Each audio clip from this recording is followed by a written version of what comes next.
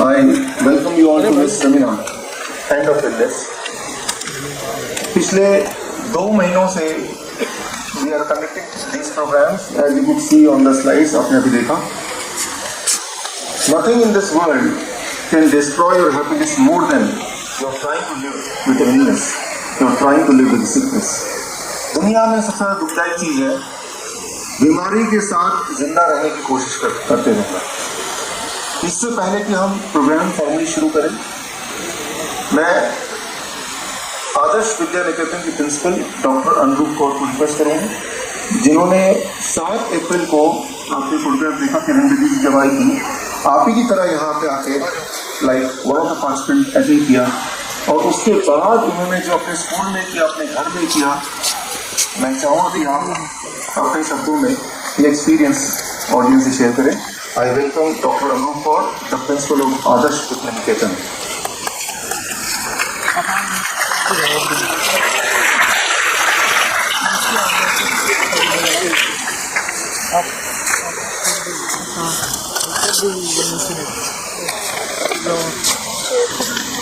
यहाँ से चढ़िए, यहाँ से साइड ये खड़े हुए ना, side Good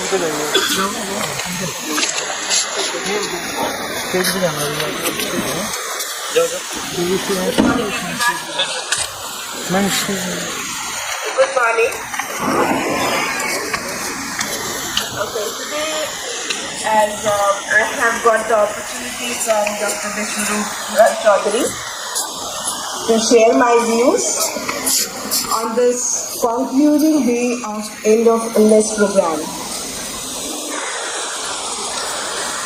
First of all, I really welcome you all that you also became the part of this program, as I became the member part of this program in the month of March and April.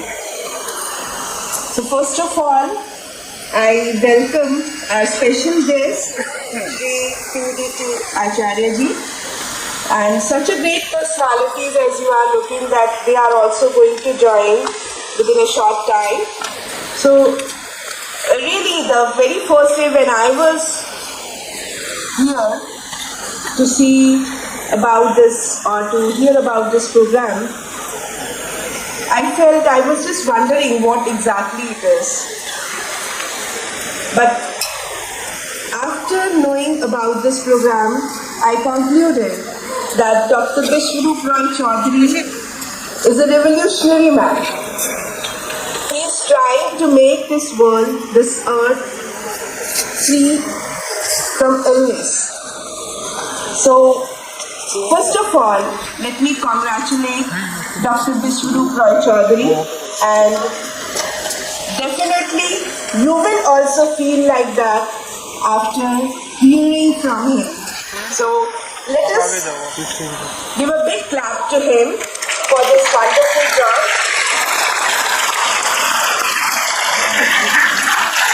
Let me explain, like in the month of March and April, they started this program from the schools, different schools. They have gone and means his team, they were going to the different schools. They were giving training programs, workshops, seminars to the students as well as teachers. After that, they selected some students and they invited them for one-day training program.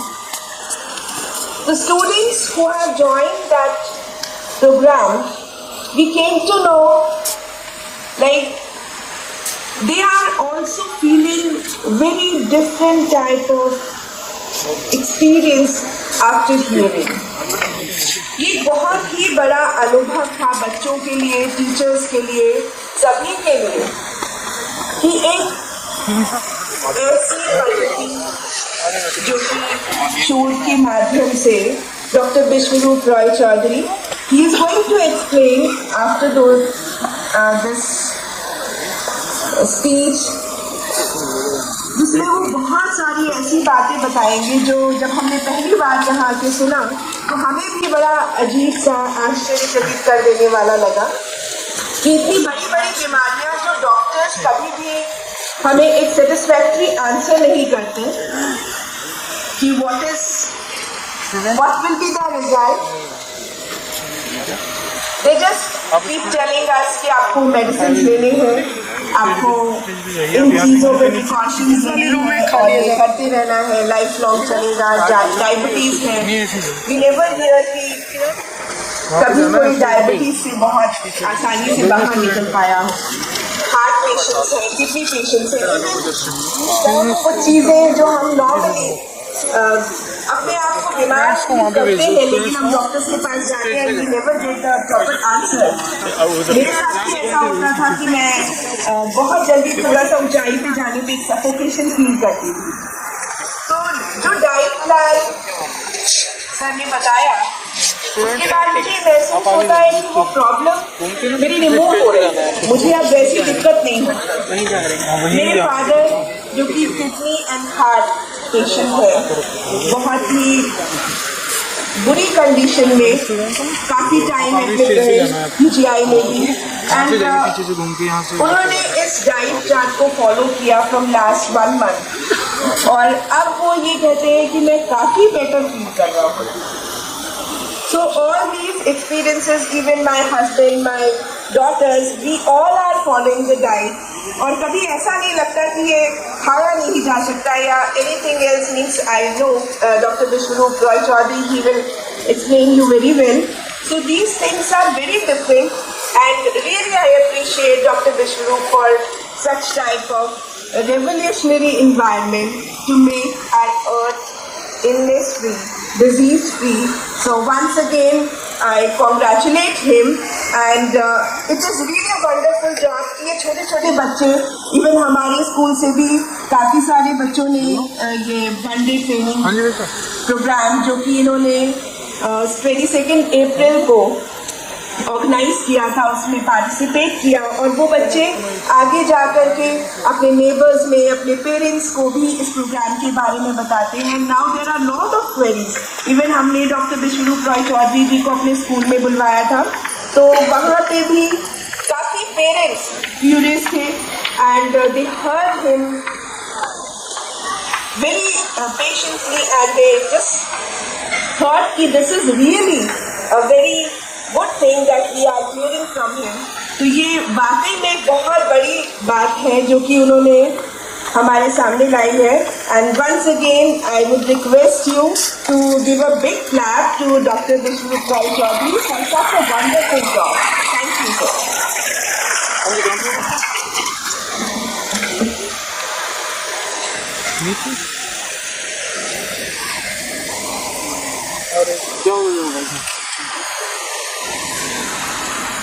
ना ठीक है.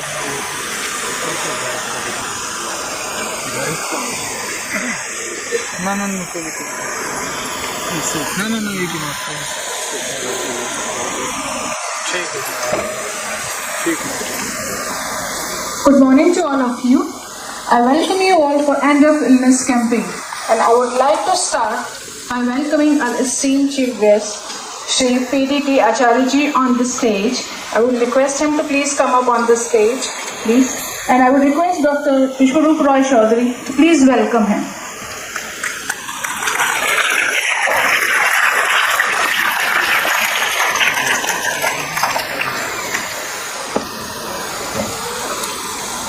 Mr. PDT Acharya is the former Secretary General of Lok Sabha. Welcome, sir.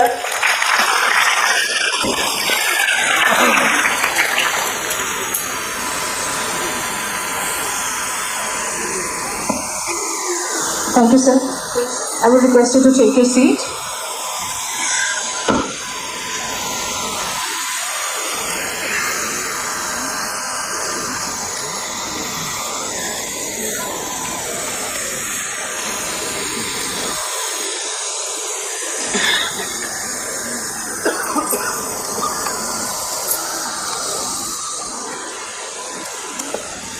I would request Mr. Dharamveer ji to please come up on the stage. Mr. Dharamveer ji.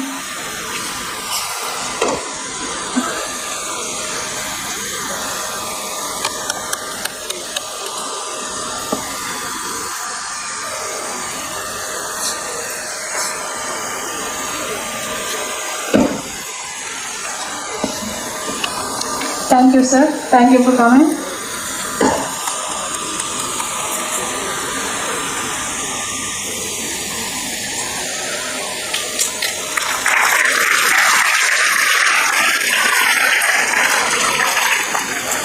So I would request Dr. Vishnu Roy Chaudhary to start the session. Please welcome him.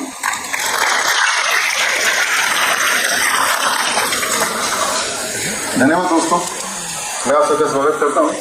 और हमारे बीच हमारे guest of honour Ramvilas Sharma ji, जो BJP के state president हैं, they are about to come. And हमारे बीच कृष्ण पाल, जो यहाँ के MP आप सबने हमने मिलकर चुना है, वो भी रास्ते में वो आने वाले हैं। और कल शाम को मुझे ईमेल आया है मेनका गांधी जी का, और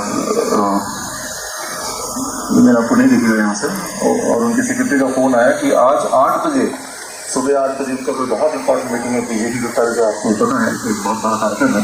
तो उन्होंने ये रिक्वेस्ट किया है और उन्होंने माफ़ी मांगी कि वो जब अगली बार हम बुलाएंगे वो ज़रूर आएंगे। That's what is the message I wanted to convey to you. और जितना मैं उनको समझता हूँ, जितना मैं उनको जानता हूँ, वाकई में ज़रूर कोई बहुत मुश्किल घड़ी और बहुत इंपॉर्टेंट काम रहा होगा। That's why she is not here. पिछले दिनों मैं आप सबके बच्चों से मिला जो पेरेंट्स यहाँ पे हैं, और उन सब बच्चों से बड़ा इंटरेस्टिंग सवाल पूछा आपके बारे में। तो फिर मैंने सोचा कि जब आप मुझे मिलेंगे तो मैं आपके बारे में बच्चों ने जो जवाब दिया वो मैं आपको बताऊंगा। और इसीलिए जिन बच्चों को हमने सवाल पूछा और जिन्होंने जवाब दिए, वो हमने लिखित में लिए भी, उनसे साइन करा के वो हमारे पास है। और फिर उन्हीं बच्चों के पेरेंट्स को हमने इनविटेशन कार्ड भेजा, जो आपको मिला, जिसकी वो आप आए। मैंने जो सवाल पूछा, सवाल वो ये था, इससे पहले कुछ लोग खड़े हैं, जबकि यहाँ सीट बहुत सारी खाली हैं। जिनके जिनके साथ में सीट खाली है वो अपना हाथ रेस करें, ताकि जो लोग खड़े हैं वो हाथ रेस के डायरेक्शन में जाके वहाँ बैठ सकते हैं। There are number of seats which is vacant.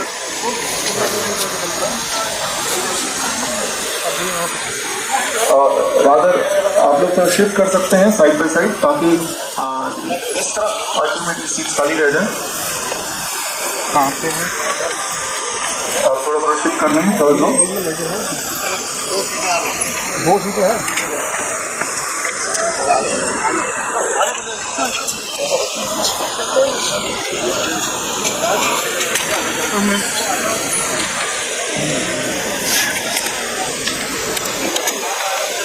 मैंने आपके बच्चों से जो सवाल पूछा वो ये है, जब वो सब मिले मुझे, जैसे आज आपसे मुलाकात हो रही है, और सवाल द क्वेश्चन वाज कि अगर गॉड आपके पास आ जाए और भगवान आपसे बोले, दो ऑप्शन दे आपको आपके माता पिता के बारे में। मैंने आपके बच्चों से पूछा कि आपके माता पिता बहुत अमीर होंगे, जो भी आप चाहेंगे जीवन में, आपके बोलने से पहले वो सारी मुरादें पूरी कर देंगे। गाड़ी चाहिए, बंगला चाहिए, कार, खिलौने चाहिए, what ever you will demand in your life it will fulfil, your parents will be so rich. पहला ऑप्शन। लेकिन वो जीवन भर बीमार रहेंगे और 70 की उम्र तक वो चल बसेंगे। पहला ऑप्शन। या फिर आपके पेरेंट्स बहुत गरीब होंगे, इतने गरीब कि जिस स्कूल में अभी आप पढ़ते हैं उसकी फीस भी नहीं दे पाएंगे, और प्रिंसिपल बोलेगी आप कल मत आना स्कूल में, आपके पिताजी ने फीस नहीं दी। आपकी कोई भी ख्वाहिश पूरी नहीं कर पाएंगे, कोई भी ख्वाहिश पूरी नहीं कर पाएंगे, छोटी छोटी ख्वाहिश पूरी नहीं कर पाएंगे, लेकिन वो हेल्दी रहेंगे, 100 साल जिंदा रहेंगे।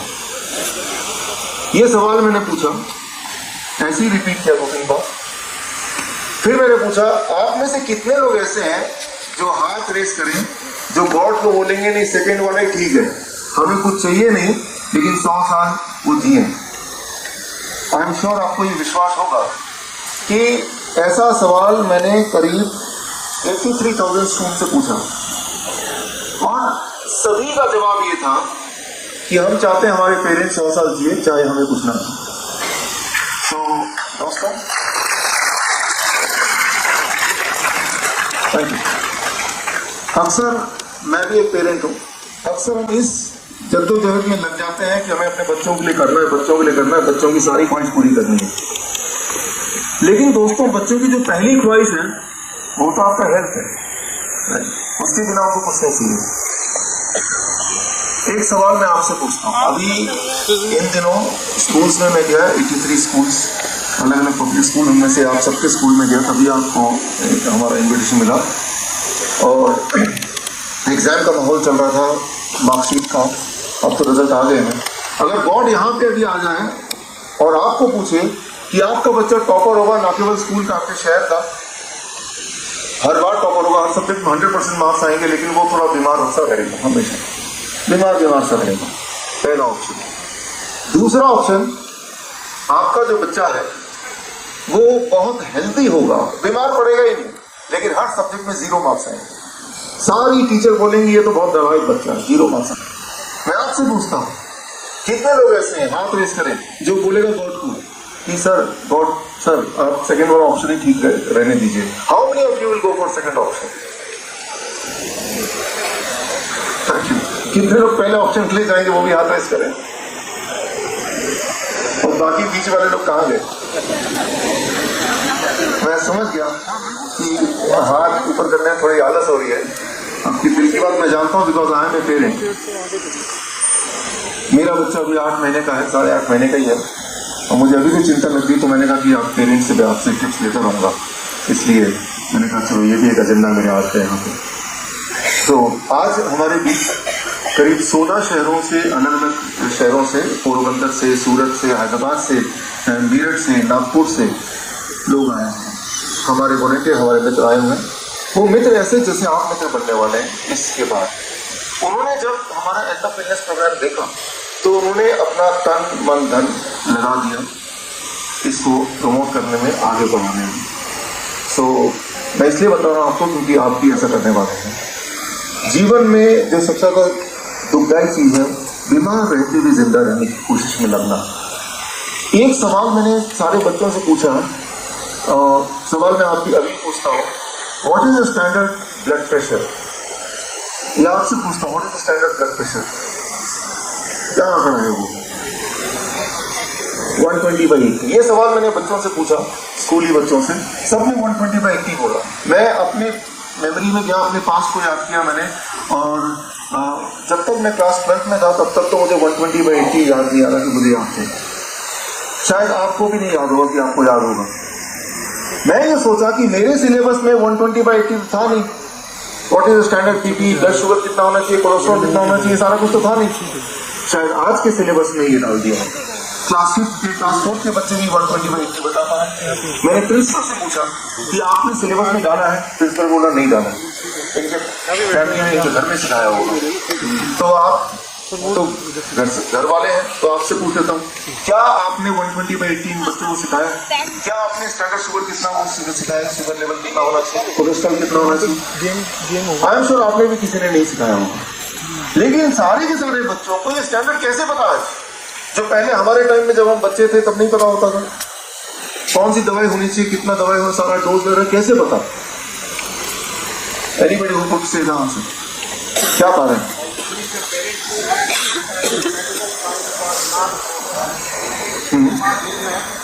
दस साल पहले सर आप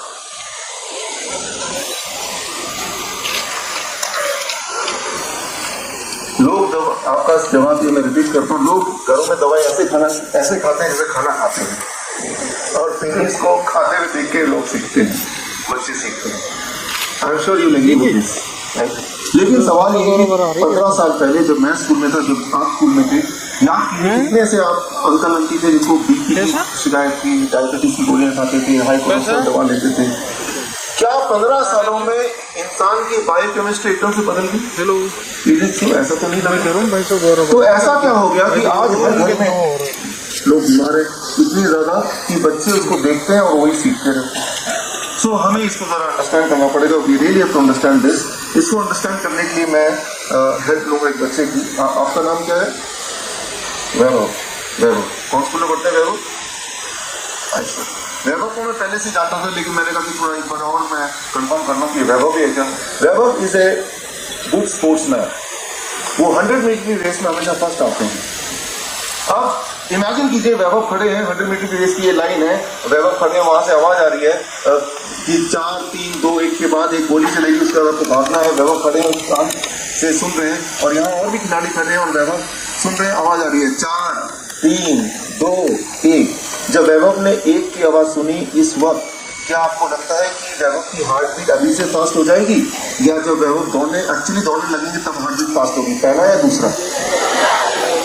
पहला।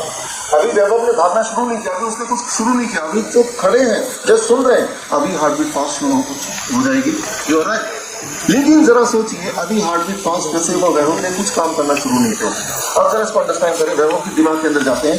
वैभव ऐसे खड़े हैं, भागने को तैयार है, वहां से आवाज आ रही है 4 3 2।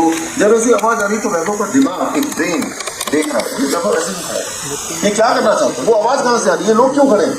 तो ब्रेन क्या करता है, पुरानी मेमोरी में जाता है कि पिछली बार जब वैभव ऐसे खड़ा था और ऐसी आवाज आ रही थी तो वैभव ने क्या किया था, वो तो दौड़ा था, भागा था, राइट। इसका मतलब ब्रेन ने अनुमान लगा लिया इस बार भी वैभव दौड़ेंगे, भागेंगे। ब्रेन का काम होता है सबसे पहले इंटीमेट करना हार्ट को कि भाई अगला स्टेप क्या होने वाला है। ब्रेन ने इमीडिएटली हार्ट को बताया, देखो भाई वैभव भागने वाला है। हार्ट को पता है जब भी वैभव भागेगा हार्ट से ज्यादा ऑक्सीजन मांगेगा, ज्यादा न्यूट्रिएंट मांगेगा, ज्यादा कई सारे हार्मोन मांगेगा। तो हार्ट ने अपनी तैयारी पहले से शुरू कर, हार्ट बीट पहले से फास्ट हो गया, राइट।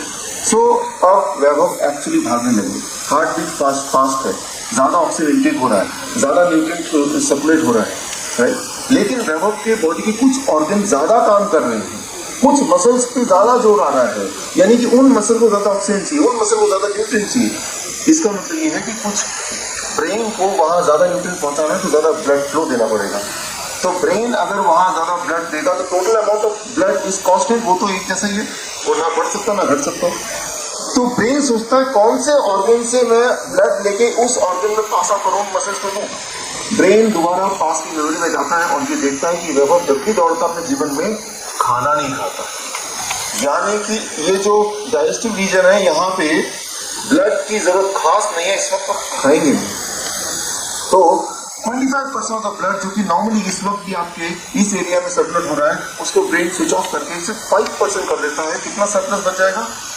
20%। तो वो 20% बाकी मसल का ब्रेन भेज रहा है, राइट। सो वैभव भाग रहे हैं, अभी भाग रहे हैं, राइट। ब्रेन उसको मैनेज कर रहा है। जब भागेंगे तो वैभव की जो बॉडी की हीट है वो बढ़ जाएगी या घट जाएगी? बढ़ जाएगी। लेकिन आपको तो पता है ना, ज्यादा हीट अगर बढ़ जाए बॉडी की तो ज्यादा हीट में बॉडी के ऑर्गन स्विच ऑफ होने लगते हैं, यानी कि बंद होने लगते हैं, यानी कि आप डेड हो सकते हैं।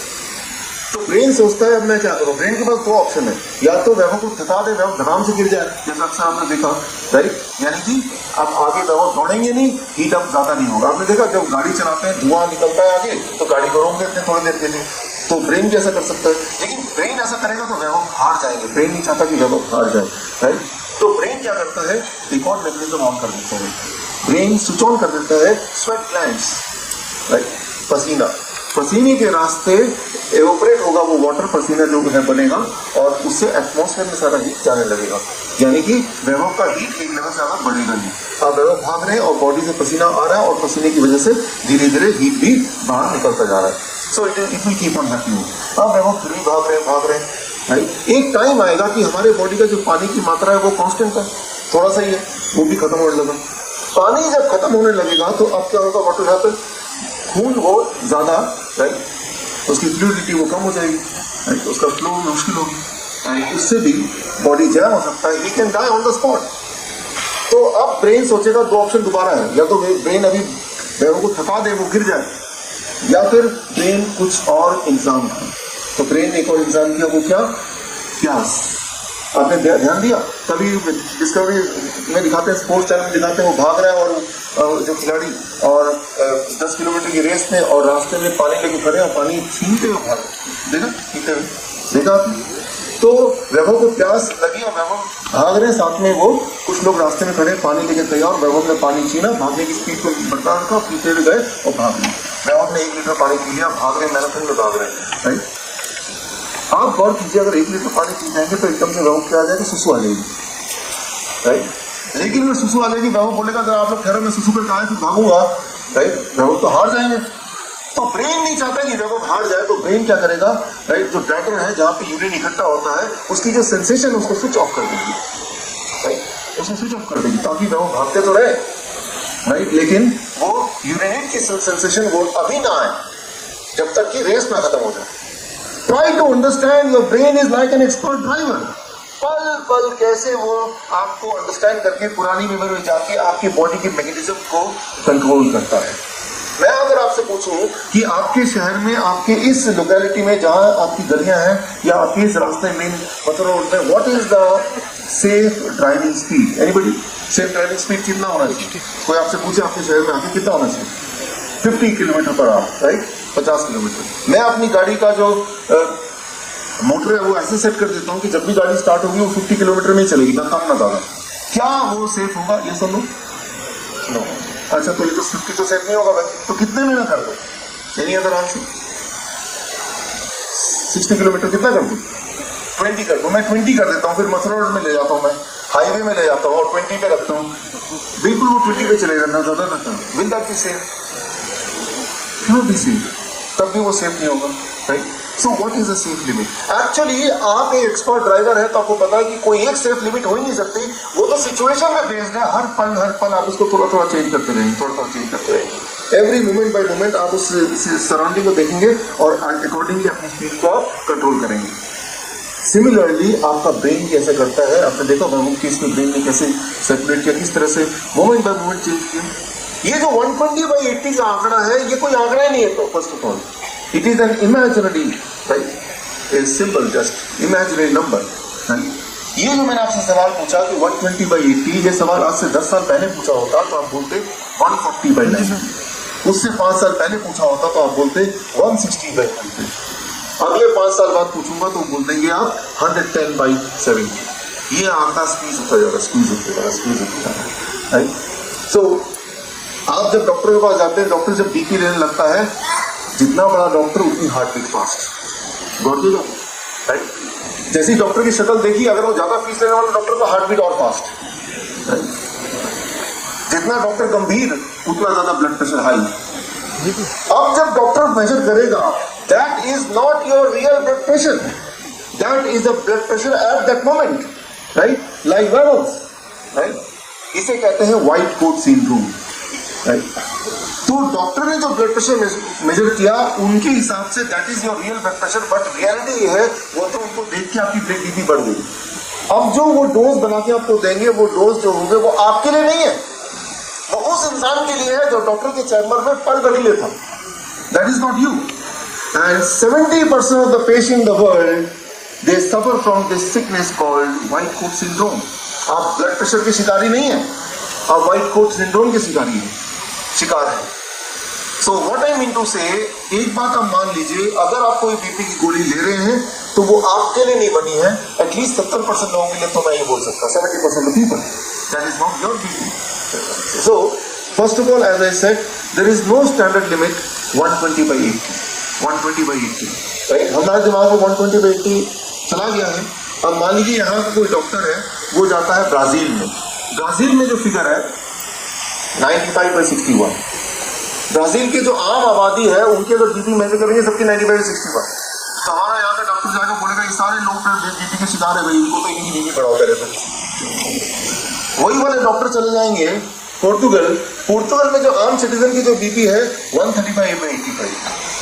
वहां अगर ये वाले डॉक्टर चले बोलेंगे पहले तो इनकी बीपी घटाओ, ये सब हाई बीपी के पेशेंट, हाइपरटेंशन के मरीज हैं। सो मैं ये बोलना चाह रहा हूं, जो 120/80 है, ये आया कहां से, कभी हमने पूछा, राइट? ये आया कैसे, कभी हमने सोचा? हमने ये सोचा कि भाई 120/80 मुझे पता है, हर हाल में मैं इसको 120/80 पे ले आऊंगा, राइट? हम एक ऐसी चीज को टारगेट कर रहे थे, टारगेट इटसेल्फ इज कंफ्यूजिंग। मान लीजिए यहां से आपको आगरा जाना है, you are expert driver, you have a good car, आपने सोचा जितने सारे इंडिकेशन आगरा की तरफ होंगे मैं उसको फॉलो करूंगा, जाऊंगा, लेकिन इंडिकेशन इटसेल्फ इज फॉल्टी। अगर इंडिकेशन कहीं और डायरेक्शन दिखा रहा है तो आगरा को पहुंचाएगी नहीं। आप कितना भी इंडिकेशन को फॉलो करेंगे, you will end up in reaching something somewhere else, right? So ये कहानी शुरू कहां से हुई? 1997 की बात है। 1997 से पहले जो स्टैंडर्ड बीपी हुआ करता था, सिस्टोलिक बीपी 160 हुआ करता था, डायस्टोलिक 100। WHO ने सोचा चलो देखें भाई ये ठीक है कि नहीं। कुछ उन्होंने पैनल बिठाया, उनको बोला कि देखो भाई 160/100 ठीक है क्या? उस पैनल ने बोला नहीं ये ठीक नहीं है, ऐसा करो कल से 140/90 कर दो। सो 140/90 जैसे स्टैंडर्ड चेंज हुआ, पूरे दुनिया में 35% new population became heart BP patient. सुबह का अखबार पढ़ कर हम सब तो बीपी के पेशेंट बन गए। कल रात तक ठीक ही थे, जैसे स्टैंडर्ड लो हुआ बीपी के पेशेंट सारे के सारे बन गए। बाद में ये पता चला वो जो पैनल में जो लोग थे, एक्सपर्ट्स थे WHO के बिठाए हुए, they were the paid consultant of these companies. ये कौन सी कंपनी, आप जरा गौर से इनके नाम देखिए, ये वो कंपनी जिनकी दवाइयां आप देते हैं। सो हमारा जो बीपी का जो सर्कुलेशन है, ब्लड प्रेशर है, वो बार बार चेंज नहीं होता। 10 साल में चेंज हो गया, फिर 10 साल में चेंज हो गया, अलग अलग ऐसा नहीं होता। और ये सिर्फ ब्लड प्रेशर की बात नहीं है। अगर हम डायबिटीज की बात करें, शुगर की बात करें, 1997 तक जो स्टैंडर्ड थे फास्टिंग शुगर 140, 140। 1997 में WHO ने पैनल का गठन किया, उनको बोला जरा देखना है 140 ठीक है क्या। उस पैनल ने चेंज कर देनी भाई, कल से इनका फास्टिंग ब्लड शुगर 126 से ऊपर होगा, उन्हें भी हम शुगर का मरीज बना देंगे। और रातों रात हजारों लाखों नए लोग जो कल रात तक वो हेल्दी माने जाते थे, सुबह का अखबार पढ़ के हम सब तो भाई डायबिटिक बन गए। As many as 14% new population became diabetic overnight. यूं मानिए कि आपके स्कूल में जो प्रिंसिपल है, आपके पासिंग परसेंटेज कितना, मे बी 35%, 40%। एक दिन स्कूल के प्रिंसिपल को सपना आया, उन्होंने ऐलान कर दिया अगले दिन से कि कल से जिस बच्चे के 80% से कम मार्क्स आएंगे वो फेल माना जाएगा। हजारों लाखों बच्चे फेल होने लगे। जनरल इंप्रेशन मास में क्या किया, अरे बाप रे बच्चे कितने फेल हो रहे, कितने नालायक हो गए बच्चे। But the reality is the standard is changed. उस पर ध्यान नहीं है किसी को, right. And standard it keeps on changing also, right. So ये जो पैनल में जो लोग थे, डायबिटीज के पैनल के जो लोग हैं, उनके नाम है, वो 9 लोगों के नाम आप नहीं देख पाएंगे वहां से, राइट। और बहुत सारे कंपनी जिनके साथ एसोसिएटेड है, ये that is them. And these are the very company those who manufacture the diabetic drugs. ये वो कंपनी जो दवाइयां डायबिटीज की बनाते हैं। आप गौर कीजिए कि ऐसा एक टाइम था 15 साल पहले, ज्यादा लंबी बात नहीं, 1997 से पहले, तब अगर किसी पूछे हाइपरटेंशन कितने लोगों को, डायबिटीज कितने लोगों को, rarely you would have found at that time, 15 साल पहले। आज अगर मैं यहाँ पे बोलूँ, कई बार मैं बोलता हूँ, या नहीं पूछूंगा आपसे कि कितने लोग ऐसे हैं जिनके घर में कोई भी दवा लगातार नहीं चलती है, कोई ना कोई दवा। पूरे ऑडियंस में शायद ही कोई थोड़े से लोग हों जो कि कॉन्फिडेंटली हाथ रेज कर सकते होंगे, राइट। सो ये ट्रांसफॉर्मेशन कैसे है? Yes I know there are some people who are still healthy, जो अभी भी उस ट्रैप में नहीं आए। तो ये ट्रांसफॉर्मेशन हुआ कैसे? ये एक बड़ा षड्यंत्र है। कुछ कंपनीज इंक्लूडिंग, इनमें एक नाम है ग्लैक्सोस्मिथक्लाइन, उन्होंने पिछले 20 साल से ये काम किया कि कैसे हम स्टैंडर्ड को नीचे करें और दुनिया भर के डॉक्टर्स को हम ड्राइव करें, एजुकेट करें, राइट, सेल्स के थ्रू, कि ये स्टैंडर्ड है, आप ये स्टैंडर्ड आप और लोगों तक पहुंचाओ, आपके पेशेंट तक पहुंचाओ, जनरल मास तक पहुंचाओ, राइट। ब्लॉकेज तो है, पक्का ही है, राइट। करना क्या है, क्यों, पहले तो क्यों ब्लॉकेज है उसका मैंने हल्का सा कारण बताया। और सबसे इंटरेस्टिंग बात, ये बात आप दिमाग में रखिए, आपके काम आएगी, आपके लाखों में बच जाएंगे। अपने को 2-3 मिनट में बोलने वाला हूँ। ब्लॉकेज होती है 30%, 40% या 80%, 90%। इनमें से ज्यादा खतरनाक कौन सा है, बड़ा वाला है छोटा वाला? कौन सा खतरनाक है, कोई बताइए? बड़ा वाला। देखिए आवाज तो ना बड़े वाले की आ रही है। अंडरस्टैंड कीजिए, जो बड़ा वाला ब्लॉकेज है वो ज्यादा समय से बॉडी में है, जो छोटा वाला है वो ज्यादा समय से, बड़ा वाला ज्यादा से, तभी तो बड़ा वाला धीरे धीरे। जो छोटे वाले होते हैं 30%, 20% ब्लॉकेज, वो थोड़े दिन पहले वाले हैं, फ्रेजाइल है, पहली बात। दूसरी बात, they are plenty in numbers, खूब सारे होते हैं, राइट। तो जब भी आप स्ट्रेस लेते हैं मेंटल या कोई मेंटली या फिजिकली कोई एफर्ट लेते हैं आउटस्टैंडिंगली, तो ये छोटे वाले हैं, उसके फटने के चांसेस 90% ज्यादा होते हैं, 90%। दुनिया भर में देखा गया है, वर्ल्ड का अगर आप वो करें, 90% of the heart attack cases are because of 20 to 30% blockage, and 10% of the heart attack cases are because of 80-90% blockage. Understand कीजिए इसको जरा, राइट। अब आप बताइए, अगर आप बाईपास सर्जरी के लिए जाते हैं, जो प्लास्टिक के लिए जाते हैं, तो डॉक्टर जो ब्लॉकेज को ठीक करने वाला है, वो कौन सा वाले ब्लॉकेज को ठीक करेगा? 30-40 वाले को ठीक करेगा या 70-80-90 वाले को ठीक करेगा?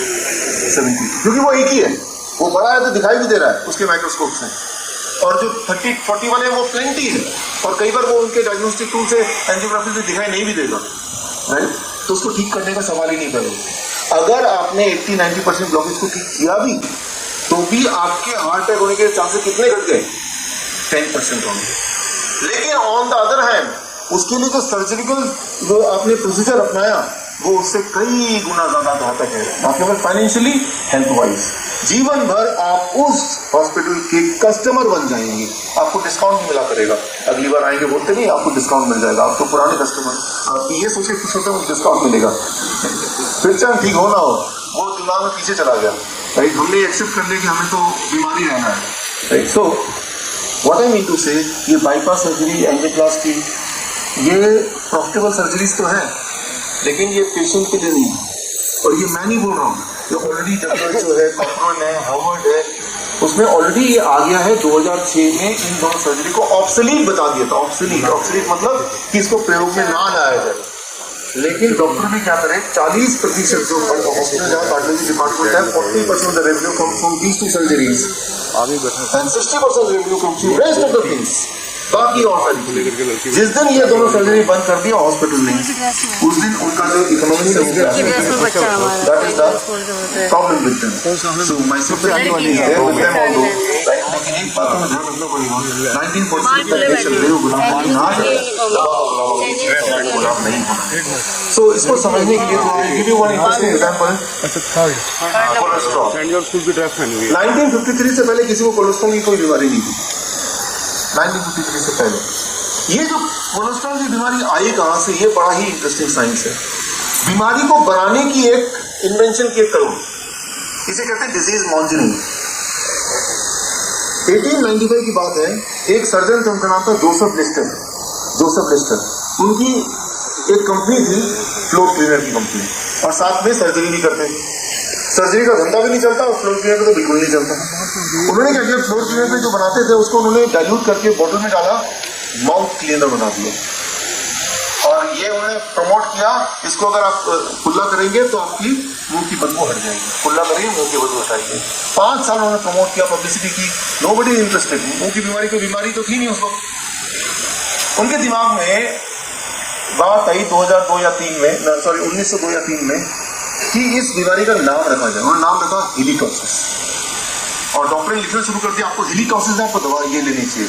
और उन्होंने अपना वो जो प्रोडक्ट है उनका नाम, उस प्रोडक्ट का नाम है, अपने नाम से रखा, डॉक्टर लिस्टर ने लिस्ट्रीन। नाम सुना आपने? जिन लोग स्पाई कर रहे हैं वो सब यूज करते हैं। सो लिस्ट्रीन, और उन्होंने ये प्रमोट कर दिया, लिस्ट्रीन नहीं लेंगे तो हेलिटॉक्सिस हो जाएगा। आपको हेलिटॉक्सिस हुआ है, लिस्ट्रीन ले रहे। जैसे डॉक्टर बोला यू आर सफरिंग फ्रॉम हेलिटॉक्सिस, बताओ क्या करना है। राइट, सो मुंह की बदबू कोई बीमारी नहीं है, हेलिटॉक्सिस बड़ी बीमारी है, जबकि दोनों सेम ही चीज है। राइट, तो आप देखिए तब से लिस्ट्रीन और आज भी लिस्ट्रीन, जबकि रियलिटी वो मुंह की बदबू भी नहीं दूर करता, वो आपके दिमाग के जो अंदर एक है सेटिस्फैक्शन, उसको जरूर ठीक करता है। राइट, तो दैट इज कॉल्ड डिजीज मॉन्जरिंग, एक बीमारी को इन्वेंट करना।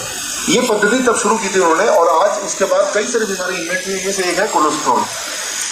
यूनिवर्सिटी ऑफ मिनेसोटा ने प्रूव कर दिया दुनिया में कि जिनके बॉडी में ज्यादा फैट जाता है वो ज्यादा वो हार्ट डिजीज होता है। मोर कोलेस्ट्रॉल मोर हार्ट डिजीज। 1953 में ये हो गया कि कोलेस्ट्रॉल कम करो, बीमारी कम करो, हार्ट डिजीज कम करो। तो कोलेस्ट्रॉल कम करने के लिए कोलेस्ट्रॉल लोअरिंग ड्रग्स, स्टैटिन वगैरह लो। WHO ने देखा कि जो 2 लोग हैं, दोनों की कोलेस्ट्रॉल बढ़ी हुई है, एक ने स्टैटिन लिया कोलेस्ट्रॉल लोअरिंग ड्रग, एक ने नहीं लिया। पूरे दुनिया में ये देखा गया कि जिन लोगों ने स्टैटिन लिया यानी कोलेस्ट्रॉल लोअरिंग ड्रग लिया, उनका कोलेस्ट्रॉल तो घट गया, लेकिन उनकी मृत्यु के चांसेस 47% बढ़ गए, 47% बढ़ गए। WHO ने 1980 में फैसला किया, हम ऐलान कर देंगे कि कोलेस्ट्रॉल को घटाने की कोई जरूरत नहीं, लेकिन तब तक कोलेस्ट्रॉल लोअरिंग दवाइयां और कोलेस्ट्रॉल का बिजनेस $200 बिलियन का बन गया। $200 बिलियन बहुत होता है, राइट, और वो बहुत ताकतवर होता है। तो वो $200 बिलियन काफी थे WHO के मुंह बंद करने को, भाई ये क्यों कर रहे हो, हमारे पेट में क्यों लात मार रहे हो, चलने दो इसको। कोलेस्ट्रॉल लोअरिंग, अब रियलिटी क्या है कोलेस्ट्रॉल की, आप जरा ध्यान समझिए। आपको ये सबको पता है HDL LDL, good cholesterol bad cholesterol, इसलिए साइंस स्टूडेंट होने की जरूरत नहीं है, इनफैक्ट स्टूडेंट होने की भी जरूरत नहीं है। अब जो बैड कोलेस्ट्रॉल है जिसको घटाने की बात हम करते हैं या डॉक्टर करते हैं, ये भी 2 प्रकार के होते हैं, स्मॉल एंड लार्ज। इनमें से जो स्मॉल बैड कोलेस्ट्रॉल है वही ऐसे हैं जो आपके पाइप यानी कि आर्टरीज के अंदर पेनिट्रेट कर सकते हैं, उसको छेद करके निकल सकते हैं। इन रियलिटी एलडीएल जो स्मॉल वाला है that is going to make you harm.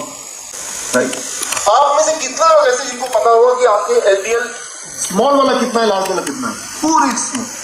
पूरे देश में कोई एक भी आदमी नहीं होगा जो ये बोल सके मेरा एलडीएल, ये तो सब बोल देंगे मेरा एलडीएल कितना है, एचडीएल कितना है, पर एलडीएल में स्मॉल कौन सा कितना है, लार्ज कौन सा, कोई बोल सकता है? क्योंकि वो जो डायग्नोस्टिक सिस्टम है magnetic resonance imaging for cholesterol, right, वो इंडिया में भी आई नहीं, वो आएगी 6 महीने बाद, साल लग जाएंगे। जब वो आएगी तब ये प्रचार होगा, अरे आपका स्मॉल कितना है, जैसे आप बोलते हो आपका एलडीएल कितना है, गुड कोलेस्ट्रॉल कितना, बैड कोलेस्ट्रॉल।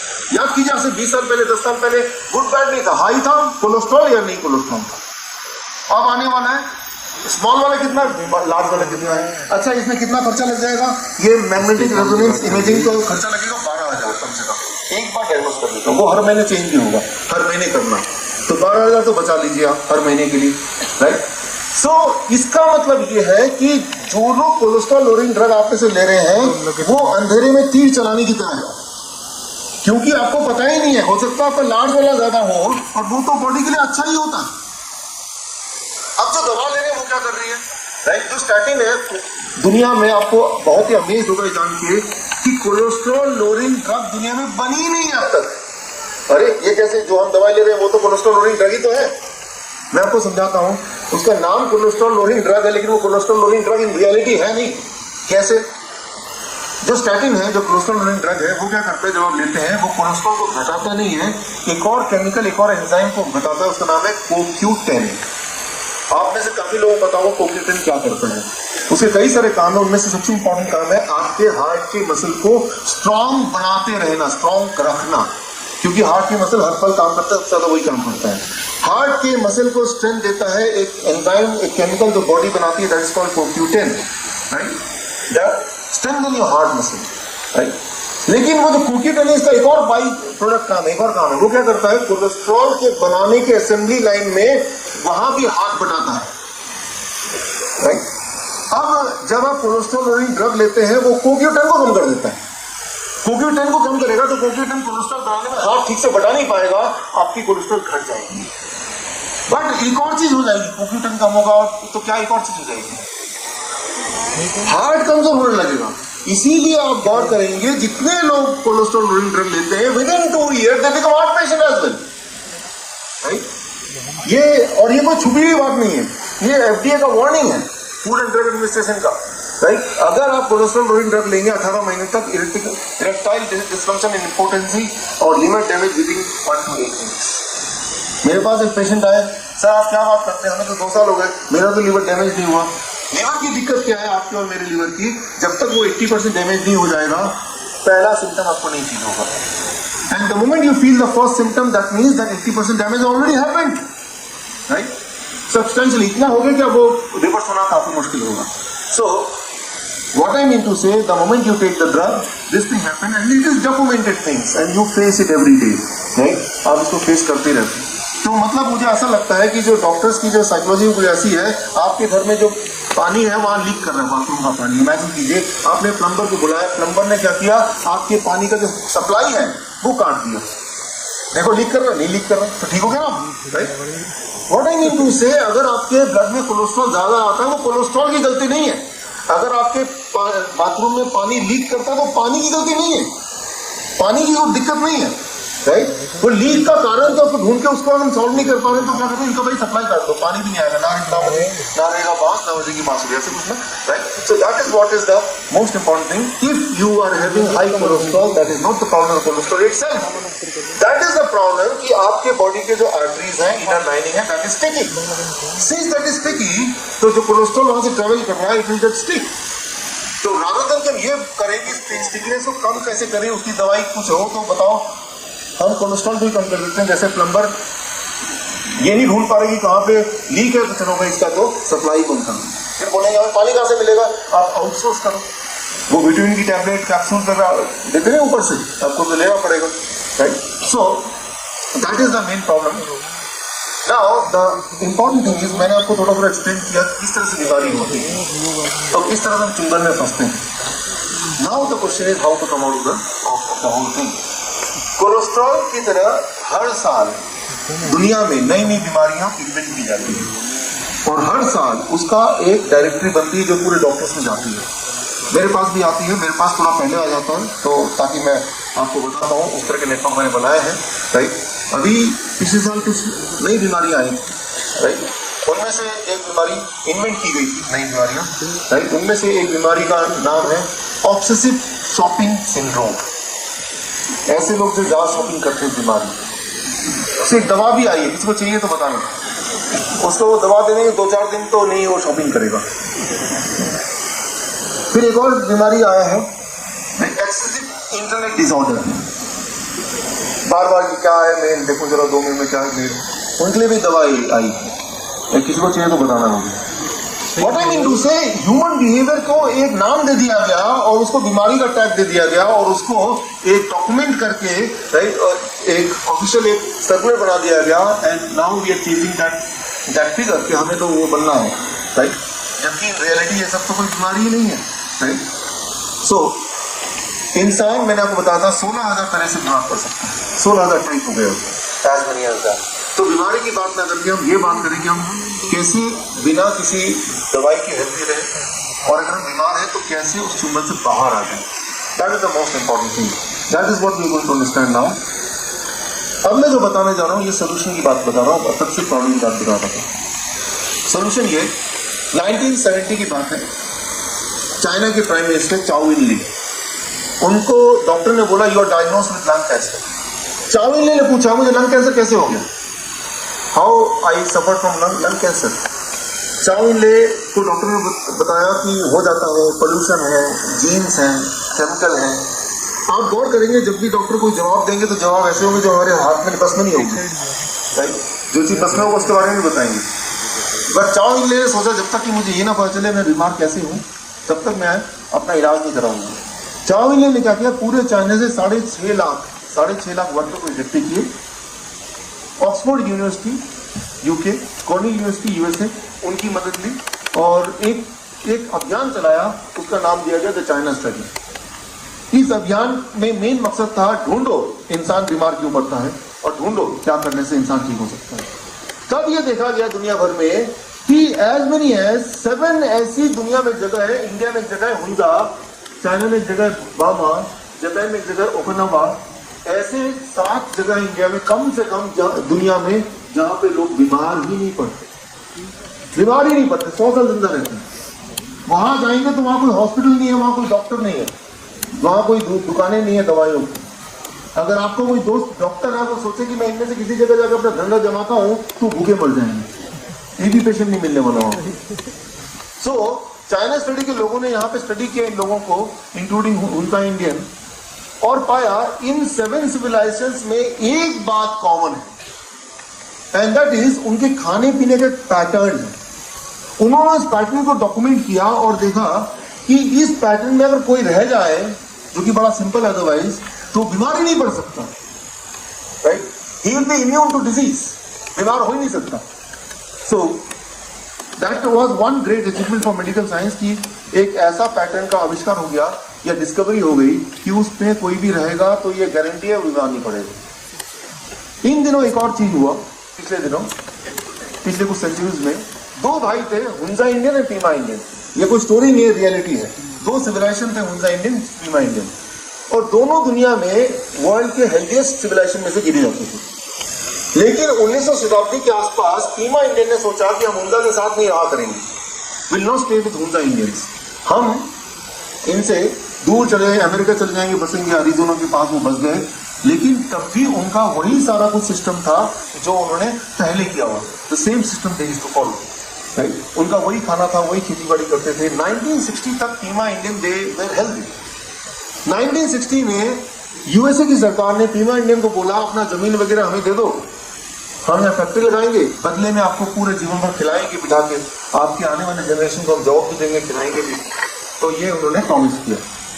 तो पीमा इंडियन को लगा ये अच्छा है, हमें कुछ करना नहीं पड़ेगा, राइट। उन्होंने मान लिया और खाने पीने के नाम पे यूएस की सरकार ने पीमा इंडियन को पैक्ड फूड देना शुरू कर दिया, वही जो आप खाते, नूडल्स, मैगी, बर्गर, शर्गर है, वो देना शुरू किया। विद इन 10 years, 10 साल के अंदर Pima Indian according to WHO became the most sick people of the world। अभी भी गूगल में टाइप करेंगे दुनिया के सबसे बीमार लोग तो पीमा इंडियन आ जाएगा, राइट। वहां पे हर इंसान पेशेंट है, हर इंसान पेशेंट है, everybody is sick, everybody is diseased, Pima right. So China study के लोगों ने क्या किया, उनकी क्यूरियोसिटी बढ़ी, जैसे दुनिया के बाकी फार्मास्यूटिकल कंपनीज की भी क्यूरियोसिटी काफी बढ़ गई जब उनको पता चला कि एक ऐसा जगह है जहाँ पे सभी बीमार है, किडनी स्टोन है, ट्यूमर है, कैंसर है, डायबिटीज है, हाई बीपी है, मोटापा सबसे ज्यादा है, राइट। सो आज भी 50% of the Pima Indian according to WHO benefited. 2012 में इसका खुलासा हुआ, अमेरिकन कोर्ट ने इस बात को साबित किया और ग्लैक्सोस्मिथक्लाइन को बिगेस्ट हेल्थ फ्रॉड सेटलमेंट के लिए $3 बिलियन का जुर्माना भरना पड़ा 2012। तो मैं ये बोलना चाह रहा हूँ कि जो मैं एग्जांपल आपको दे रहा हूँ ये इमेजिनिंग एग्जांपल नहीं है, ये साबित किया एग्जांपल है। और 2012 2 जुलाई के जो कोर्ट के ऑर्डर्स हैं, जो पेपर्स हैं, इट इज देयर, वहाँ से भी पेपर एक from there only you can show it, right. Okay, thank you, keep it up. So बाद में आप देख सकते हैं कोर्ट के ऑर्डर्स। सो ये कोर्ट के ऑर्डर, और ये 2012 में यूएस की कोर्ट ने पकड़ा, 2013 में चाइना की कोर्ट ने ये पकड़ा, 2014 में अभी राइट पोलैंड की कोर्ट ने इस बात को पकड़ा, ग्लैक्सोस्मिथक्लाइन की। और ये सिर्फ एक कंपनी की बात नहीं, टॉप 10 कंपनीज। आप चाहे गूगल आज कल के तारीख में गूगल से आप देख ही सकते हैं सारा कुछ, right. You have to be your own doctors, आपको अपने डॉक्टर बनना पड़ेगा। अगर आप सोचते हैं कि मेरे हेल्थ के लिए वो डॉक्टर रिस्पॉन्सिबल, वो डॉक्टर रिस्पॉन्सिबल नहीं है। You have to be your own doctor. आजकल आप देखेंगे सबसे बड़ा बिजनेस है दवाइयों का बिजनेस। कितना बड़ा बिजनेस है? केमिस्ट के शॉप खुलते हैं, बंद होते हुए नहीं देखे होंगे। आज देखिए जो भी मार्केट से आप आए उस मार्केट में गिन लीजिए टोटल शॉप 4 to 5 शॉप का केमिस्ट शॉप। अगर इतनी छोटी बूथ थी 6 महीने बाद वो डबल बूथ हो जाती है। सर्वोदय हॉस्पिटल है यहाँ पे, उसमें जो केमिस्ट का बूथ है, एक बूथ अगर आप लेना चाहेंगे, सिक्योरिटी है 1 साल की 2 करोड़ रुपए सिक्योरिटी से, किराया नहीं होना होगा, राइट। 2 करोड़। आजकल डॉक्टर इतने मजबूर हो गए, कई सारे डॉक्टर्स हैं आपके जाने पहचाने जिन्होंने अपनी अपनी दवाई कंपनी खोल ली, अपनी company, right. They started their own companies including metro में एसएस कंसल्ट। उनकी जितने भी, अगर आप में से कोई पेशेंट है, वो एवेंचर फार्मास्यूटिकल्स जो कि उनकी कंपनी है, 10 में से 8 गोलियां उन्हीं कंपनी की होगी, right. So it is like that, you have to be your own doctor. वैसे भी दुनिया भर में भी देखा गया है कि जब जब डॉक्टरों ने स्ट्राइक की है, मृत्यु दर न जाने कैसे अपने आप कम हो गई।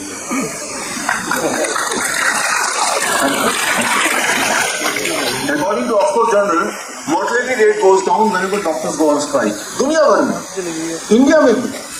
आपको याद होगा 1 मार्च से लेकर 7 मार्च तक स्ट्राइक हो गए थे डॉक्टर, याद है आपको? अभी राइट, हम हड़ताल करते हैं, हम काम नहीं करेंगे। कानपुर से स्ट्राइक शुरू हुआ, करीब 84 हॉस्पिटल्स, गवर्नमेंट प्राइवेट क्लिनिक और नर्सिंग होम मिला के स्ट्राइक में पार्टिसिपेट किया। एम्स ने भी बाद में पार्टिसिपेट किया था और अखबार में आने लगा 30 लोग मर गए, 30 लोग मर गए, 30 लोग मर गए।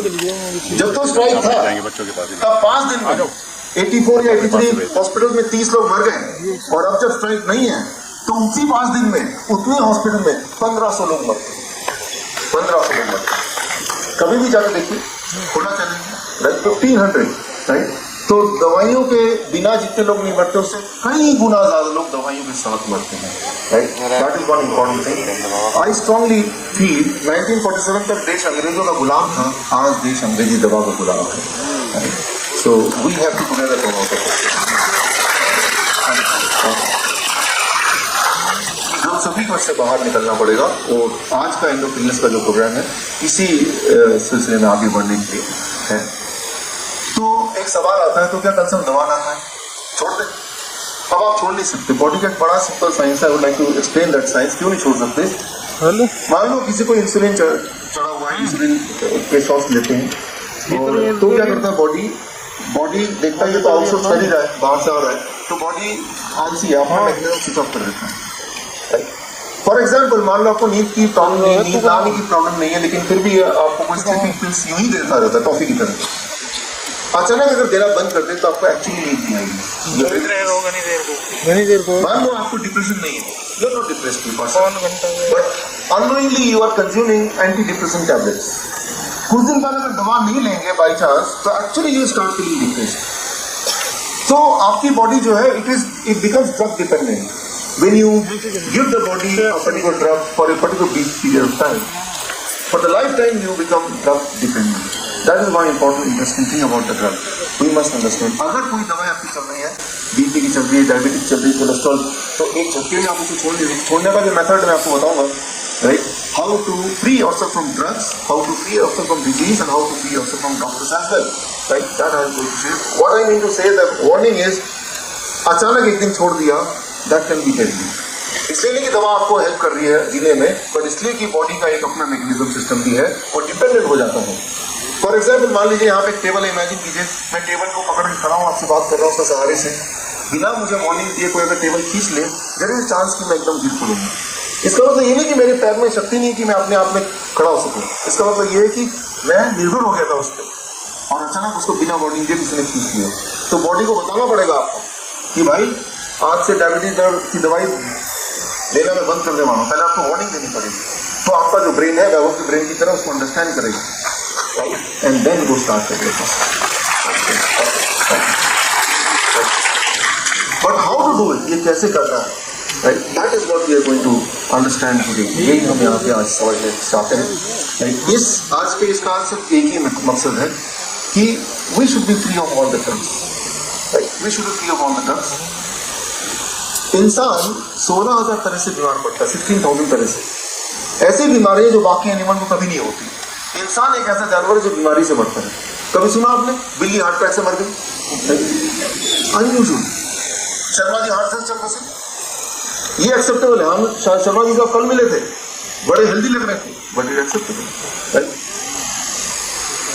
फर्स्ट फरवरी की बात है, ऐसे एक मेरा लेक्चर था, ये तो सिर्फ 1-8 घंटे का है, वो तो 6 दिन का था, रोज 4 घंटे हेल्थ वर्कशॉप। बारामती एक शहर है, वहाँ पे वसंतराव साथे ऑडिटोरियम है, नाट्यगृह है। इसी तरह से सैटरडे का दिन था सुबह का, और जब मेरा ट्रेनिंग चल रहा था साथ में एक प्ले ग्राउंड, वहाँ से शोर आ रही थी।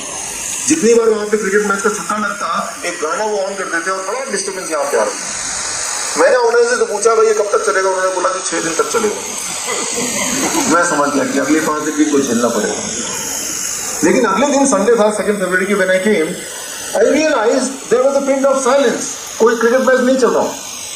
मैंने पूछा कि वो क्या हुआ 6 दिन का, अभी तो 1 ही दिन हुआ था। तो उन्होंने बोला कि Baramati tigers and Pune Royals के बीच में मैच चल रहा था, बड़ा प्ले ग्राउंड था, उसमें Baramati tiger they won the match, वो क्रिकेट मैच जीत गए। उसमें जो मैन ऑफ द मैच मिला mister Raj, right, man of the match mister Raj को मिला। मैन ऑफ द मैच जब मिला, वो लेके इतने खुश हुए, एक्साइटमेंट में ऑन द ग्राउंड उनका हार्ट अटैक आ गया, ही डाइड, मृत्यु हो। क्योंकि मैं उस शहर में था, मेरी इच्छा हुई जानने की कैसे हुआ, क्या हुआ। I went deep inside, right. मैं उनके घर वालों से मिला, उनके परिवार में उनकी वाइफ थी, बच्चा था, भाई सारा हंसता खेलता परिवार। तो मैंने पाया कि वो जीवन भर वो स्पोर्ट्स पर्सन रहे थे, 31 ईयर्स उनकी उम्र थी। उनके वीडियो से पता चलता है, और क्योंकि वो क्रिकेट खिलाड़ी थे, वो बड़े हेल्थी थे, बड़े फिट थे, राइट। तो कभी कोई नशा, कभी शराब या नॉनवेज कुछ भी नहीं था। He died of heart attack. At least दिखने में इतने हेल्थी थे, शायद हम में से शायद ही कोई उससे मैच कर पाता होगा। What I mean to say, we cannot take health for granted, right? तो लेकिन ये हुआ कैसे, पहली बात, और क्या हम ऐसे अनफोर्सिंग चीजों को हम अवॉइड कर सकते हैं, ओवरकम कर सकते हैं, क्या कोई तैयारी कर सकते हैं? पहला क्वेश्चन का पहला जवाब ये हुआ कैसे। फिर आज हम क्या करें ताकि वो नौबत हमारे साथ तो ना आए, राइट। तो कैसे हुआ ये बताना अपने लिए बहुत जरूरी है, क्योंकि जब तक हमें हमारी गाड़ी खुद की नहीं चोरी होती, हमें लगता है कि चोरी तो किसी और की गाड़ी होती होगी। और एक बार हमारी कोई चीज गुम होती है तो दिमाग में आता है एक बार मिल जाए, अगली बार से मैं ध्यान रखूंगा, राइट। तो वो अगली बार ही आई ये बात, राइट। तो I am going to share what happened exactly. ये बात जरा ध्यान सुनिए, बिकॉज ये आपको अप्लाई करना है अपने लिए, अपने बच्चों के लिए। आपका जो बॉडी है, मेरा जो बॉडी है, इसमें पाइप्स हैं, ब्लड वेसल्स हैं, कैपिलरीज हैं, आर्टरीज हैं, वेन्स हैं, जिसके थ्रू ब्लड फ्लो होता है exactly in the same manner जैसे आपके शहर में पानी के नीचे पाइप्स है जिसके थ्रू हर घर में पानी जाता है। इमेजिन कीजिए हर घर जो है वो अपने आप में बॉडी के हर सेल्स जहाँ पानी पहुँचता है। अब इमेजिन कीजिए एक ऐसा घर है पूरे शहर में जहाँ पानी तो टंकी मेन से तो पानी आ रहा है, लेकिन उस घर में नहीं पहुँच रहा, तो कारण क्या होगा? उस घर वाला जो रास्ते वाला पाइप है उसके बीच में कोई ना कोई ब्लॉकेज होगा, राइट। लेकिन कौन से वाले घर में, यहाँ पे ना मान लो 10,000 घर है फरीदाबाद में या 50,000 घर हैं, कौन से वाले घर में और कौन से वाले पाइप में ब्लॉक होगा, अभी आपको तब तक नहीं पता चलेगा जब तक कि एक्चुअली ब्लॉक ना हो। ये तो समझते हैं, राइट? सो लेकिन अब इमेजिन कीजिए जिस घर में ब्लॉक है वो आप ही का घर है। अब इमेजिन कीजिए क्या क्या प्रॉब्लम होगी आपको, राइट? अगर पानी नहीं आ रहा तो what all problem you can face. Now you can associate आपके बॉडी में भी 100 बिलियन सेल्स हैं। एक सेल एक घर की तरह है, और जैसे वो पानी आता है तो वो ब्लड जहाँ नहीं पहुंचेगा तो ब्लड की नहीं पहुंचने से न्यूट्रिएंट नहीं पहुंचेंगे, ऑक्सीजन नहीं पहुंचेगी। इवन हम पानी से और क्या करते हैं, वेस्ट को बाहर निकालते हैं, धोते हैं घर को, राइट? वो सारी चीजें उस वाले सेल्स को यानी कि उस वाले घर को नहीं मिलेगी। तो वो वाला सेल यानी कि वो वाला घर it will start dying, right? लेकिन वो घर कौन सा वाला हो सकता है, क्या कोई बता सकता है? अगर वो वाला घर बॉडी के किसी भी पार्ट में होगा, आपको कैसे पता चलेगा? उस पार्ट में दर्द होना शुरू कर हो जाएगा, राइट? बट इफ वो वाला घर happens to be your heart, तो दर्द नहीं होगा, हार्ट अटैक आ जाएगा, राइट? तो वो कहीं भी हो सकता है। If it happens to be your brain, तो ब्रेन स्ट्रोक आ जाएगा। ब्रेन स्ट्रोक आने से क्या कि बॉडी का आधा हिस्सा काम करना बंद, एक हाथ नहीं काम करेगा, एक पैर नहीं काम करेगा, आधा जीभ नहीं काम करेगा, राइट? तो इसलिए ब्रेन स्ट्रोक, हार्ट अटैक हमें ज्यादा तंग करते हैं, बिकॉज उसका जो कॉन्सिक्वेंसेज ज्यादा होता है in comparison to the body किसी और पार्ट। तो जो ब्लॉकेज है it can be anywhere in the body. जैसे पूरे जो फरीदाबाद के जो पाइप सिस्टम है, कहीं ब्लॉकेज हो सकता है किसी घर में, लेकिन अब वो मंत्री के घर में हो गया, सॉरी, तो अखबार के थ्रू सबको पता चल जाएगा, राइट? आपके मेरे घर में हुआ तो नहीं भी पता चलेगा, काम चला देंगे, राइट? तो ठीक उसी तरह से कि अगर वो मंत्री हार्ट है या ब्रेन पता चलेगा, अगर होगा तो वो हार्ट अटैक आएगा, ब्रेन स्ट्रोक आएगा, तो बहुत ज्यादा खतरनाक हो जाता है, राइट? बॉडी केस में। अब ब्लॉकेज क्यों होता है और क्या हम करें ब्लॉकेज ना हो, ये दोनों चीज जानना आपको जरूरी है। जरूरी इसलिए ज्यादा है क्योंकि ये दोनों चीज कोई बताएगा नहीं आपको, और डॉक्टर नहीं बताएगा। मैं देखता हूँ, मेरे पास लिस्ट है, राइट? इंडिया के जो कार्डियोलॉजिस्ट है, अबाउट 70% कार्डियोलॉजिस्ट का डेथ का कारण है हार्ट अटैक। तो खुद ही उनके, राइट, जो जिसका इलाज करते हैं उसी से उनकी डेथ हो रही है, तो वो आपको क्या क्या इलाज करेंगे? ब्लॉकेज का मेन कारण दुनिया भर में मैंने जहां जहां मैं गया हूँ, world medical association, Vietnam medical association, Abu Dhabi, हर जगह मैंने जो देखा है, ब्लॉकेज का मेन कारण है हम इंडियंस। आप याद रखिए, पूरे दुनिया में 60% जो हार्ट डिजीज है वो भारतीयों में होता है, और बाकी 40% पूरे दुनिया में। Try to understand, I repeat, WHO का रिपोर्ट कहता है अगर 100 लोग हार्ट अटैक से आज मरते हैं, 100 में से 60 लोग भारतीय हैं और 40 लोग rest of the world together. तो हम लोग कुछ तो खास करते होंगे। What is that? ब्लॉकेज का मेन कारण है, the main reason of the blockage is आपके जो आर्टरीज है, आपके मेरे हमारे आर्टरीज हैं, आर्टरीज के इनर लाइनिंग जो है वो चिपचिपा हो जाती है थोड़े देर से। Is there a train that says अच्छा वो 20 होगी वहां से। सो ये कैसे काम करता है ये जानना बेहद जरूरी है आपके लिए, इसीलिए तो हम यहाँ पे हैं वैसे, राइट?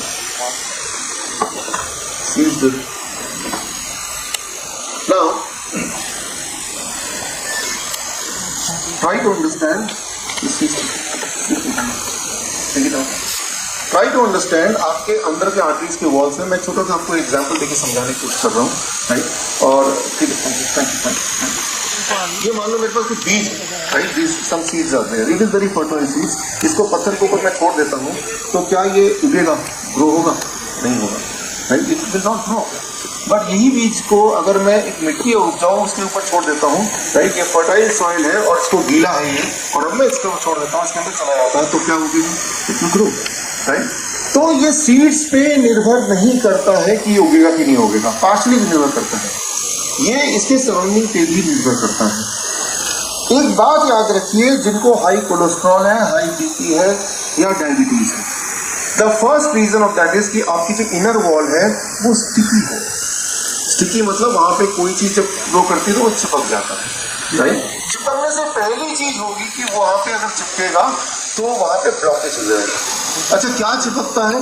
कोलेस्ट्रॉल चिपक जाता है। क्यों? क्योंकि वही तो फ्लो करता है, कैल्शियम डिपॉजिट हो जाता है। इस तरह की कोई चीज चिपक सकती है, राइट? कितना परसेंटेज चिपकेगा वो आपको कई सारे फैक्टर पे निर्भर करते हैं। लेकिन जहां पे वो चिपक रहा है वो वाला जो ऑर्गन है, if it happens to be pancreas, he may suffer from diabetes, right? So if it happens to be the other important muscles, it can be arthritis. If it happens to be heart, it can be heart disease. It all depends कि वो जो चिपकने का कहाँ पे ज्यादा चिपका, कहाँ पे कम चिपका, कहाँ पे तरल ब्लॉकेज है। आपने कई बार देखा होगा कि एक जगह तो पानी आ रहा है, दूसरे में नहीं आ रहा, राइट। तो वही हिसाब आप लगा लीजिए ना। वो चिपचिपा कैसे होता है? चिपचिपा होने का एक ही कारण है, the kind of food which we keep on eating, जो खाना हम खाते हैं। अनफॉर्चुनेटली ये वाला खाना जो हम खाते हैं वो हम ही खाते हैं, दुनिया में कोई और नहीं खाता है। चिपकने का जो पहला कारण है वो है anything when you eat too much in refined form, refined sugar, refined salt, refined oil, सब बोला जो होता है ना, राइट, सनफ्लावर, ये सब, राइट, वो चीजें जब हम खाएंगे तो चिपचिपा होगा। आप देखते नहीं बर्तन अब धोते हैं, एक में सैलड रखा हुआ है, एक में आपके तड़के लगा हुआ, वो बटर पनीर मसाला लगा हुआ है। सैलड वाले बर्तन को बेशक ना भी धोएंगे, उसको तो रगड़ धोना पड़ता है। यहाँ तक तो हाथ पहुंच रहा है, अंदर की आर्टरीज में थोड़ी ना पहुंच रहा है, राइट। और तो थोड़ा ना पता था कि भाई आप में आर्टिस्ट को गंदा कर देंगे तो कोई इंसान करता कौन आपके लिए अंदर तक हाथ पहुंचा के, राइट, कोई मेड लगा दे वो रोज धोता है, राइट। सो दैट आर्टरीज वो हर साल 2% ब्लॉकेज होता है, इन ऑन एवरेज बता रहा हूँ, एक रफ फिगर। किसी की उम्र 40 साल की होगी तो कितना % ब्लॉकेज हो जाएगा? कितना परसेंट होगा? 80% होगा ना। लेकिन फॉर्चुनेटली और अनफॉर्चुनेटली हमारे जिंदा रहने के लिए, हमारे सारे काम करने के लिए, जैसे मैं भाषण कर रहा हूँ, आप सुन रहे हैं इसको, राइट, आप पार्टी में जाते हैं, मॉल में जाते हैं, आप थोड़ा बर्थडे में डांस वगैरह कर लेते हैं, तो 20% ब्लड फ्लो की आवश्यकता है, 80% की जरूरत नहीं है। किसी दिन अगर आपके पीछे को गुस्सा पड़ जाए, एकदम भागना पड़े, तो 20 की जगह 30% की जरूरत पड़ जाएगी। तो कितना डेफिशिएंसी होगी? 10%। अब वो 10% के अभाव में brain will trigger pain in that organ, दर्द कि रुको या गिर जाओ, राइट। तो वो फेंट हो जाते हैं, आपने देखा होगा, राइट, गिर जाते हैं, वो देखा होगा, फंस जाते हैं, कांपने लगते हैं, राइट। तो ब्रेन बोल रहा है भाई मैं 20% ब्लड लेता हूँ, लेकिन जो काम करने जा रहे हैं, भागने जा रहे हैं कुत्ते से बचने के लिए, उसके लिए 30% की जरूरत है, तो 10% अभी डेफिशिएंट है। लेकिन फिर भी आप अपने डर के हिसाब से आप भागेंगे तेजी से, तो व्हाट विल हैपन कि वो जो ब्लॉकेजेस हैं वो बस्ट कर सकते हैं। अगर वो फट गए तो 80% 100% में कन्वर्ट होने में 1 मिनट लगेगा। और फिर जैसे मैंने आपको एग्जांपल दिया 31 ईयर ओल्ड राज की, एकदम से डेथ हो सकती है। इसीलिए अगर कोई कुत्ता पीछे पड़ जाए तो काटने दीजिए, भागेगा मत, काटेगा ही ना, उसका तो फिर भी इलाज है कुछ ना कुछ तो, राइट। सो मैं ये बोलना चाह रहा हूँ कि अगर कोई ये सोचता है कि मेरे बॉडी में ब्लॉकेज नहीं है,